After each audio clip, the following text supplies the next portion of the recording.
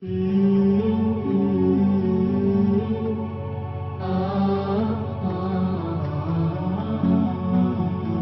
لقانا دائما وبيننا حسن الصفاء تضمنا فيه بواصل روح المحبة والوفاء يحلو لقانا دائما وبيننا حسن الصفاء.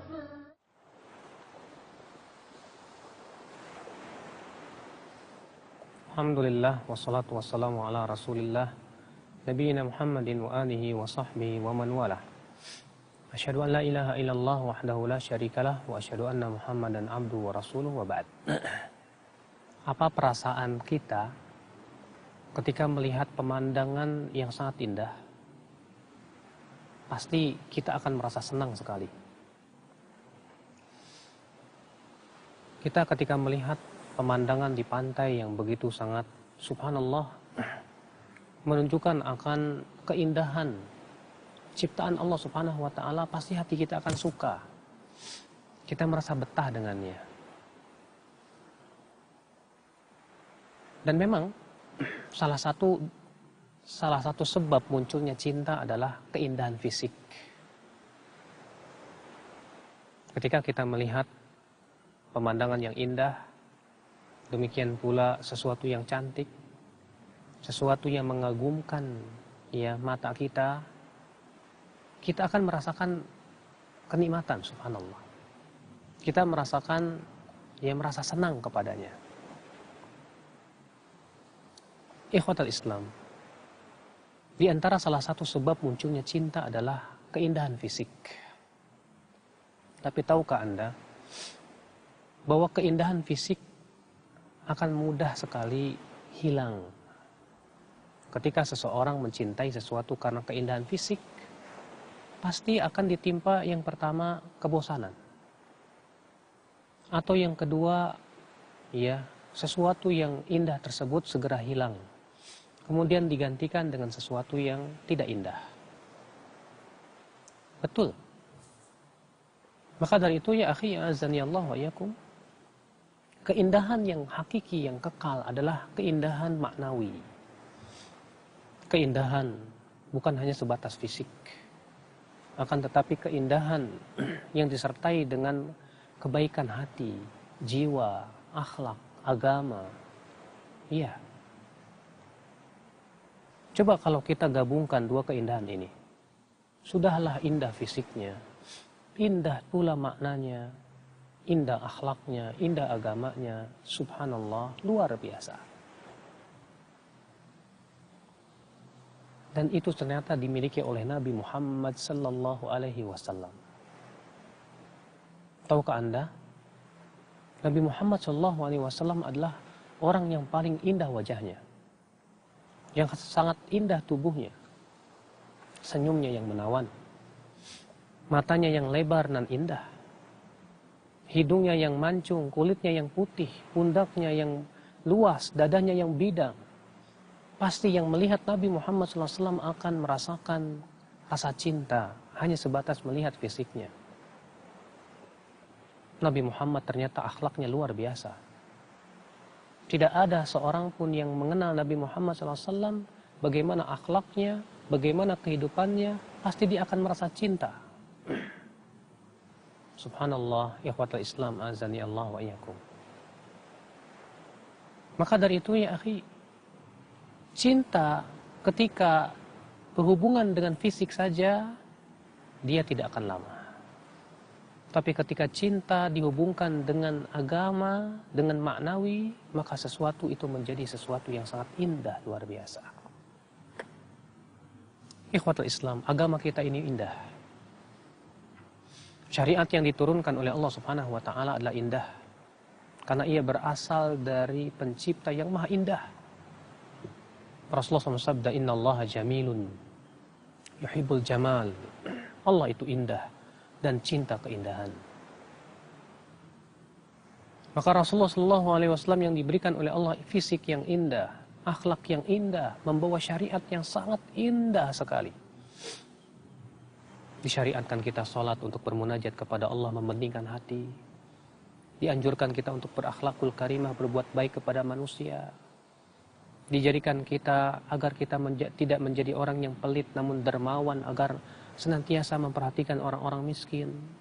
Diperintahkan kita untuk senantiasa menghormati tetangga, dan bahwasanya menyakiti tetangga itu adalah sesuatu dosa besar yang bahkan bisa menghilangkan kebaikan-kebaikan kita. Makanya subhanallah, ikhwatul Islam azani Allah wa iyyakum. Siapa yang mengatakan bahwasanya saya tidak mencintai Rasulullah SAW? Kalau dia mengenal Rasulullah SAW dengan sebenar-benarnya pengenalan, bagaimana keindahan fisiknya, keindahan akhlaknya, keindahan agamanya, syariatnya, dia akan betul-betul mencintai Rasulullah Sallallahu Alaihi Wasallam. Namun, apakah cinta itu hanya sebatas di lisan? Kalau sebatas di lisan, cinta gombal namanya. Hanya sebatas berkata, saya cinta Rasulullah, saya cinta Allah. Tapi kita ternyata tidak mencintai syariatnya. Ternyata kita tidak merasakan keindahan syariatnya di dalam dada-dada kita. Ketika kita diperintahkan sholat, kita melakukan sholat tapi hati kita terbang entah kemana. Bahkan mungkin kita berkeinginan untuk segera selesai dari sholat, sehingga kita tidak merasakan bagaimana indahnya sholat. Ketika kita berpuasa Ramadan, kita berharap agar puasa itu segera selesai. Tidak lagi merasakan keindahan puasa dan ibadah kepada Allah. Ketika kita diperintahkan oleh Allah untuk sedekah dan zakat, kita lakukan itu karena keterpaksaan. Tidak lagi kita merasakan keindahan bagaimana manfaat sedekah yang dirasakan. Tapi lisannya berucap, saya cinta. Saya katakan cinta gombal kamu tuh. Karena cinta butuh pengorbanan ya. Cinta itu harus ada pengorbanan pada diri kita untuk menjalankan perintah Allah, menjauhi larangannya. Coba lihat pemandangan yang indah ini dan pikirkan baik-baik. Kalau Allah mampu menciptakan pemandangan yang begitu indah, bukankah menunjukkan bahwa Allah Maha Indah dan syariatnya indah? Dan tidak mungkin Allah menzalimi hambanya, betul? Nah, demikian pula Rasulullah SAW sangat sayang kepada umatnya. Rasulullah SAW membawa kepada kita sebuah peraturan yang sangat indah untuk kehidupan manusia. Maka akal Islam, berarti cinta butuh kepada konsekuensi. Allah Ta'ala berfirman, "Qul in kuntum tuhibbunallaha fattabi'uni yuhibbukumullah wa yaghfir lakum dzunubakum." Katakan, jika kalian memang mencintai Allah, maka ikuti aku. Siapa itu Rasulullah? Niscaya Allah akan mencintai kalian dan mengampuni dosa-dosa kalian. Baik, saya cinta Rasul. Apakah mencintai Rasul hanya sebatas dengan bernyanyi-nyanyi, mendendangkan tentang cinta ia kepada Rasulullah? Tidak. Tapi hakikat cinta Rasul adalah kita ittiba'u Rasulillah salawatullahi alaihi wasallam. Mengikuti sunnah Rasul, mengikuti perintah Rasul sallallahu alaihi wasallam. Lalu merasakan keindahannya dan kedamaiannya ketika kita mengikuti sunnah Rasulullah sallallahu alaihi wasallam. Siapa yang tidak merasakan keindahan syariat Allah, ia tidak akan merasakan keindahan surganya. Dan siapa yang menganggap bahwasanya syariat Allah itu tidak indah, penuh dengan beban, maka hakikatnya orang yang tidak melihat hakikat keindahan pencipta alam semesta. Lihat, Allah Subhanahu wa Ta'ala memperumpamakan orang-orang Yahudi dan Nasrani yang diberikan kepada mereka Taurat, tapi mereka tidak mengamalkannya dengan sebenar-benarnya. Apa yang terjadi? Allah mengatakan perumpamaan mereka seperti keledai yang membawa kitab-kitab besar. Kenapa Allah memberikan perumpamaan keledai yang membawa kitab-kitab besar? Karena keledai tidak tahu apa yang dia bawa di atas punggungnya. Bagi keledai itu semua hanyalah beban, beban, dan beban. Maka orang yang menganggap syariat ini tidak indah, syariat ini hanyalah beban, berarti, maaf, Allah subhanahu wa ta'ala mempermisalkan dia sama dengan keledai.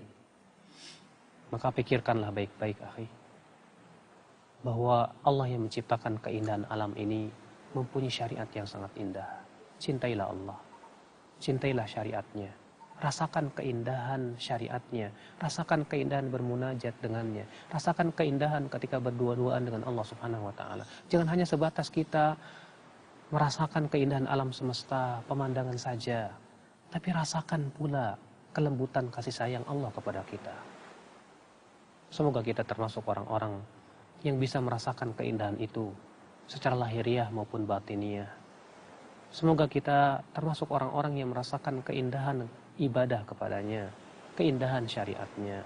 Subhanakallahumma bihamdik, asyhadu an la ilaha illa ant, astaghfiruka wa atubu ilaik. Wassalamualaikum warahmatullahi wabarakatuh.